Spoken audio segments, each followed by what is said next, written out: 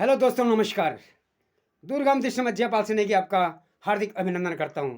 दोस्तों, देवभूमि उत्तराखंड के धरा पर अनेकों ऐसे बुद्धिजीवी हैं जिन्होंने अपने अपने क्षेत्र में प्रशंसनीय कार्य किए हैं। इन्हीं प्रशंसनीय कार्य में एक बहुत चर्चित यानी कि प्रतिभा के धनी व्यक्ति श्री कुंज बिहारी मुंडेपी जी, जिन्होंने कि प्रदेश के साहित्य और संस्कृति के क्षेत्र में और यहाँ तक कि संगीत के क्षेत्र में भी महारत हासिल की है। अब क्या महारत हासिल की है, ये मैं आने वाले समय में यानी जो मैं इंटरव्यू में उनसे अवगत कराएंगे, तो ये उनकी जो है साहित्य के क्षेत्र में आप देख सकते हैं।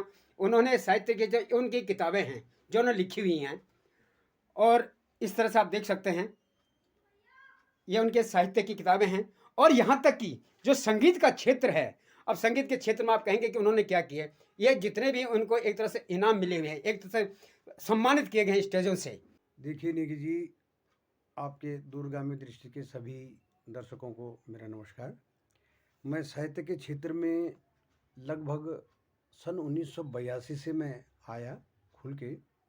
तो साहित्य के क्षेत्र में मैंने बहुत सारे काम किए हैं, संगीत के क्षेत्र में भी बहुत सारे काम किए, लेकिन साहित्य मेरी शुरू से ज़्यादा अभिरुचि साहित्य में ज़्यादा रही है। और मैंने सबसे पहले जो है साहित्य में मेरी एक किताब है ऐना ऐना नाम से। तो ऐना जो है वो गढ़वाली कविता संग्रह है मेरा अपना।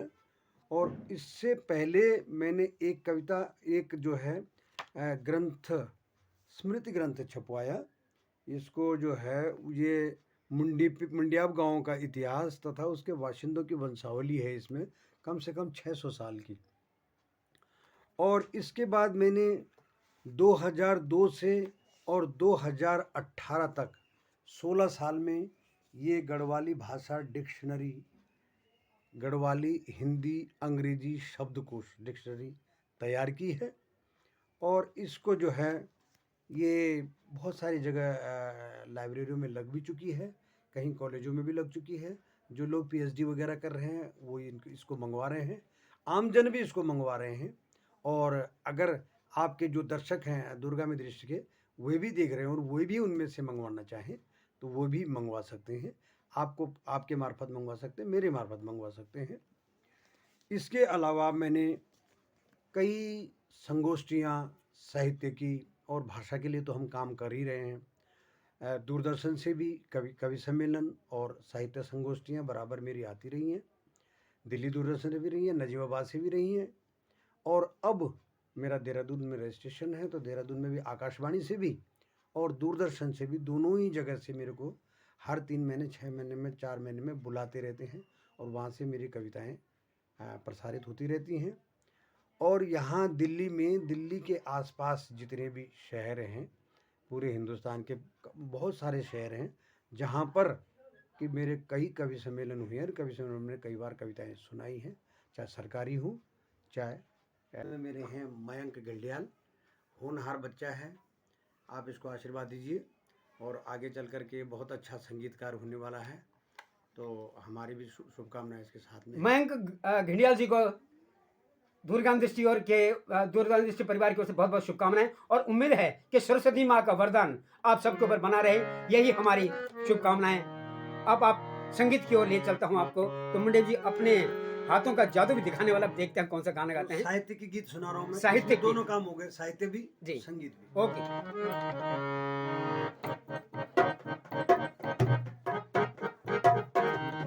दे देना, देना, देना, दे देना, देना।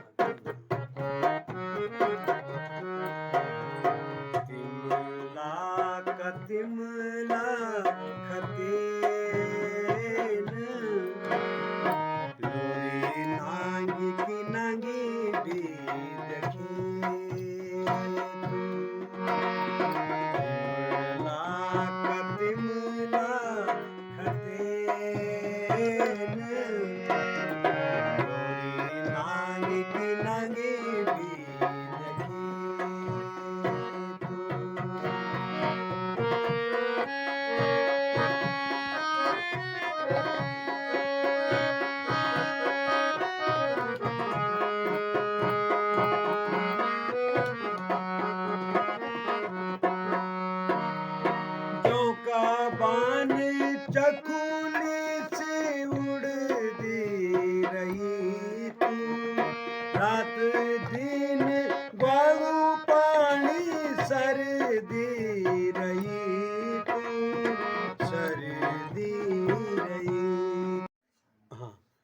तो नेगी जी मैं कह रहा था कि सन 1986 से लगातार मैं श्री बद्रीनाथ कला संगम हमारा एक अपना प्रतिष्ठित कला संगम है, जिसको हमने बराबर सरकार के भी और गैर सरकारी कार्यक्रम भी इसमें हमने बहुत सारे करे हैं। और बुकिंग पे भी हम लोग बड़े जाते थे। हमने कई कई कई जगह हमने हिंदुस्तान के प्रोग्राम करे हैं। और उसमें जो हम खुद जिस कार्यक्रम को हम खुद आयोजन करते थे, उसमें उसके 1991 से 2010 तक हमारे पास जो है उसकी स्मारिकाएँ हैं, उनका भी मैंने बाखूबी संपादन किया है। और भी कई कई ये श्री बद्रीनाथ कला संघ की स्मारिकाएँ हैं। और इसके अलावा भी कई कई कई संस्थाओं के जो हैं और भी कई संस्थाएं थी, ये भी उनमें से एक है। उसमें और भी कई कई कई संस्थाएं थी, तो उनके भी मैंने कई स्मारिका का संपादन किया है। और उसके बाद तो फिल्मों के बारे में अब फिल्म इंडस्ट्री से आप क्या ताल्लुकात है? यानी आपने जो गढ़वाली फिल्मों में काम किए हैं, या जो एक तरह से आपने उनमें अपना एक चाहे लेखन के तौर पे हो, चाहे फिर एक तरह से डायलॉग के तौर पे हो, जी। आपने वहाँ पर प्रतिभाग किया है, तो आपको कैसा लगा और कहाँ पर आपको लगा कि एक तरह से फिल्म इंडस्ट्री गढ़वाली फिल्म में कितना इसका भविष्य है? गढ़वाली फिल्म इंडस्ट्री का भविष्य तो बहुत अच्छा है, लेकिन जो भाई भतीजाबाद में जो हमारी फिल्में बन रही हैं, असल में इसकी वजह से हमारी फिल्म इंडस्ट्री आगे कुछ बढ़ नहीं पाई। जो हैं हम वहीं घूम रहे हैं। उसके आपकी अलावा फिल्म कौन कौन सी हैं? मेरी फिल्म तो सबसे पहले मैंने चक्रचाल फिल्म आपने देखी होगी। उस फिल्म के लिए मैंने कहानी लिखी है। सभी चलेंगे ना गौ की दबेड़ा, सभी चलेंगे ना बीबी को दिखला, म्यारा भीना बीबी को दिखला, म्यारा भीना